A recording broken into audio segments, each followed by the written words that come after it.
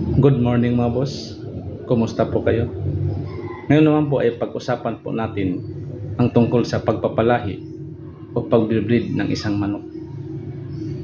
Bago pa lang po tayo bumili ng mga materialis, alamin po natin kung ano talaga ang ating gustong maipalabas na linyada. Dahil nag-invest po tayo Nag-invest tayo ng pera at saka panahon. Dahil kapag nagkakamali tayo ng ating pagpapalahi, di talaga sayang po lahat. Kasi babalik ka sa sa simula. Kung ang nabili mo ba na materialis ay hindi maganda, di talaga mapapagod ka talaga kasi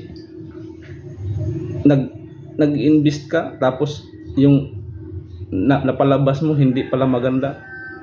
Bakit ipapatuloy mo pa yun na nakita mo naman yung kanilang inilabas na mga anak hindi maganda? Dapat hindi talaga i-stop mo na yun kasi nasasayang lang yung kanyang gastos at panahon.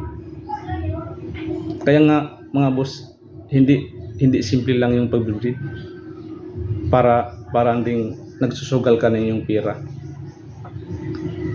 Kasi ibubuhos mo talaga lahat.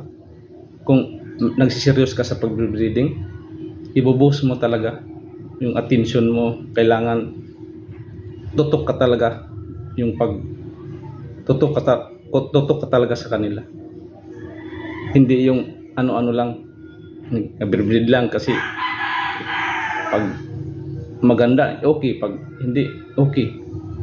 Hindi yun, kasi sayang yung pera natin at panahon. Kaya nga mga boss,